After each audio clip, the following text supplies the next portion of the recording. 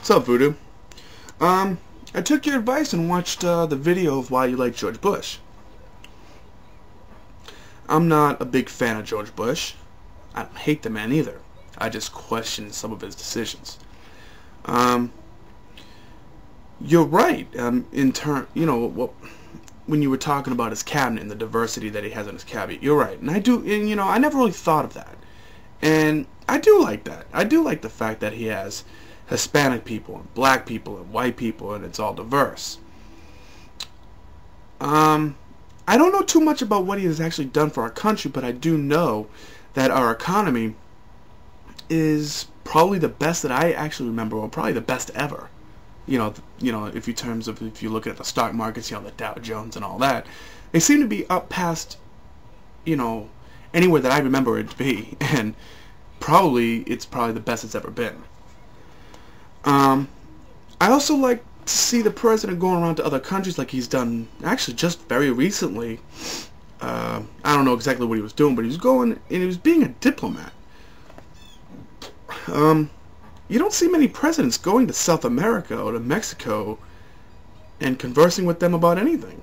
I mean, I don't remember any other presidents besides Bush Jr. doing that.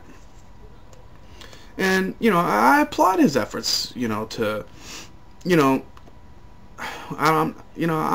just remember he was down there, and I know that he was touring in Brazil. He was touring an ethanol facility, where they make ethanol out of sugar or whatever, for energy. And I thought that was pretty good. Basically where we differ, me and you, is the whole war in Iraq. I do realize, unfortunately, that Bush Jr.'s father fucked it up. He should have, instead of stopping out within 100 miles of Baghdad and turning back, Bush Sr. should have just went in and finished the job. You also got to understand, at least from where I sit and what I see in my perspective, that it does seem like he lied about the war. Weapons of mass destruction.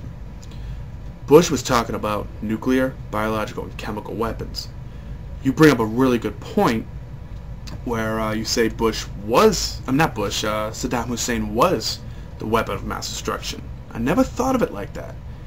And you're absolutely right. He was the weapon of mass destruction, or at least one of them. As you know, or probably not know, is Saddam Hussein basically modeled his regime, or tried to model his regime, after Adolf Hitler and the Nazis. Wow, huh? So, I mean, whether or not we needed to go into Iraq is neither here or there to me.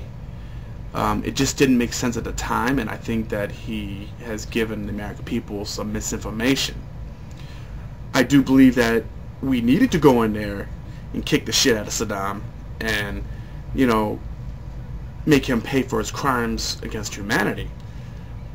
But don't sit there and tell me that, hey, he's got nuclear, biological, and chemical weapons, which are, weapons of mass destruction, which he was talking about, and then turn around and not have any.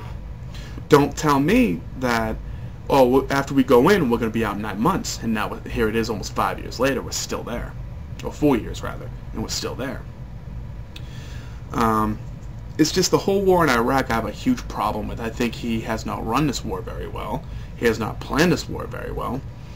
And I think he has done a great disservice to our children and our grandchildren, because they're going to be footing the bill for this war, and they're going to be fighting this war as well. I can't say I hate George Bush, but I don't love the guy either. I'm basically kind of on the fence because, within our country, I think he hasn't done all that bad of a job. Overseas with the war in Iraq and the overall global terrorism issue, I think that he has made the world hate us more. Maybe not by much, but just that much more that, people want to just kind of disassociate themselves from us.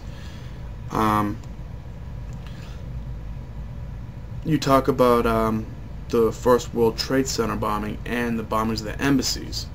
Those were all on Clinton's watch. Those I can't blame on Bush at all. I think Clinton fucked those up. He should have gone in and maybe done a little bit more instead of just bombing a chemical warfare facility in Sudan and an Al-Qaeda training base. And there was something else you said. Now, let me just think for a minute. Oh, what the hell was it? Yeah, let me just rerun your video and I'll be right back. Oh yeah, the UN. I think both me, you, and George Bush would be all in agreement that yeah, the UN is a bunch of horseshit. They're just a bunch of diplomats getting around for one big giant clusterfuck orgy. And I'm sorry if I offend you if I swear, but you know, it's just the way that I am.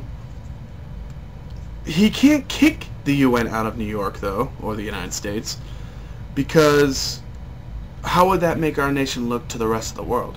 I mean, we already look bad enough as it is. And I'm not saying it's all Bush's fault.